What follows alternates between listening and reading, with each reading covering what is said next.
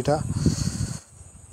তো সর্দার বল্লভভাই প্যাটেলের এই ড্যাম নিয়ে তার যাত্রা কীভাবে শুরু হয়েছিল তার স্ত্রীকে নিয়ে, তো সেই চিত্রই এখানে বর্ণনা করা হয়েছে স্টেজ বাই স্টেজ। তাকে গান্ধীজির সঙ্গে দেখা যাচ্ছে, তাকে একজন রাজার সঙ্গে, আর বিভিন্ন জায়গায় তাকে দেখা যাচ্ছে।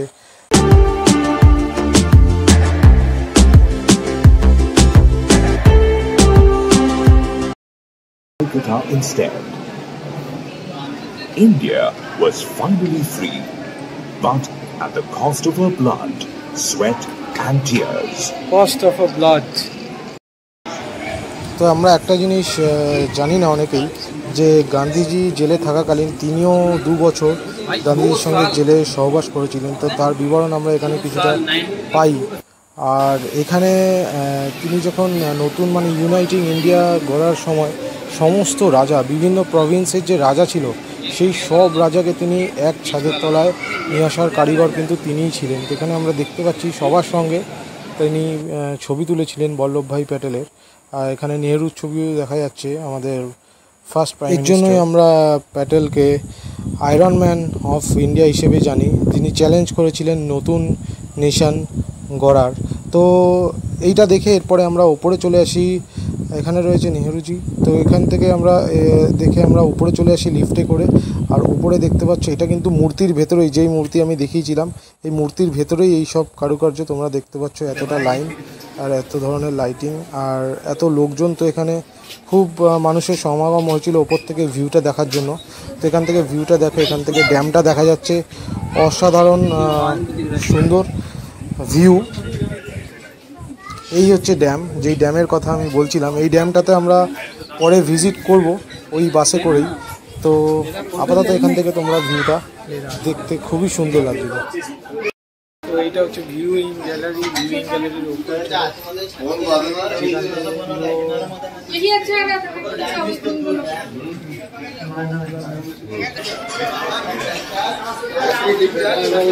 ভেতরে কনস্ট্রাকশন এটা তৈরি হয়েছে কীভাবে।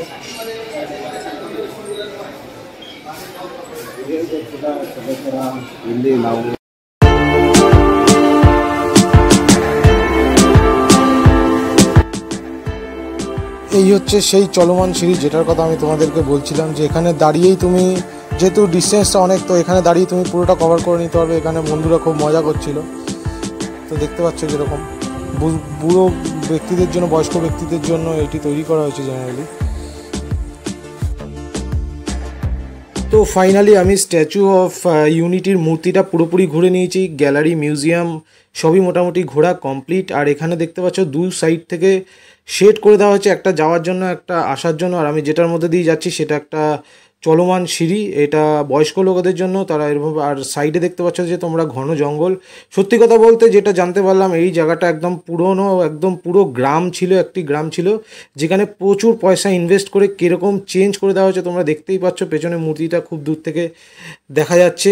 আর আবার আমরা এখান থেকে চলে যাব বিভিন্ন পয়েন্টে, সেই বাস রাইড করে, যেগুলো অ্যাভেলেবেল রয়েছে। বিভিন্ন পয়েন্ট আছে, বিভিন্ন ধরনের গার্ডেন আছে, সেগুলো আমরা প্রত্যেক কটা একের পর এক ভিজিট করবো। আর এর আর্কিটেক্ট তোমরা দেখতেই পাচ্ছ যে কত অসাধারণ।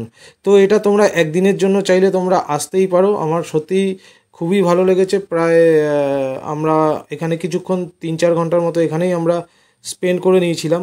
তো এবার আমি ধীরে ধীরে এখান থেকে বেরিয়ে যাব। বেরিয়ে প্রথমে আমরা একটু খাওয়া দাওয়া করে নেব। এখানে খাওয়া দাওয়ার খুব একটা অপশান সেরকম ছিল না, দেখি একটা হোটেল পেয়েছি। তো এখানে খাওয়া দাওয়া করে আমরা আবার বাস ধরে বিভিন্ন পয়েন্টে এগিয়ে যাব। আর আমার বন্ধুরাও দেখতে পাচ্ছ সাইডে খুবই এক্সাইটমেন্ট। আর সাইড থেকে রিভারটা, ড্যামটাও চলে গেছে। সত্যি অসাধারণ, অসাধারণ। জাস্ট এত পয়সা ইনভেস্ট করেছে, জাস্ট ওয়াও। আর এই যে ড্যামের পাশ ধরে যে রাস্তাটা চলে গেছে, এটা অ্যাকচুয়ালি পুরো জঙ্গলই ছিল। যেই জঙ্গলে মানে মানুষ সত্যি কথা বলতে সন্ধেবেলা আসতে ভয়ও পেত। তো সেই জঙ্গলটাকেই দেখো তোমরা কীরকমভাবে এরা, আর ড্যামটা তৈরি, ড্যামের মধ্যে একদম মাঝখান থেকেই তৈরি করেছে মূর্তিটা, একদম জলের মধ্যে থেকে। তো বন্ধুরা, আমাদের এখন স্ট্যাচু অফ ইউনিটি দেখা হয়ে গেছে। আমরা আরেকটা পয়েন্টে দিয়ে যাচ্ছি, এটা হচ্ছে জঙ্গল সাফারি। জঙ্গল সাফারিটা 200 টাকা টিকিট। আর বাসে করে এখানে যেখানেই তুমি যাও ফ্রিতে নিয়ে যাবে বাস। বাকি এখানে এন্ট্রি পয়েন্টের জন্য টিকিট লাগতে পারে।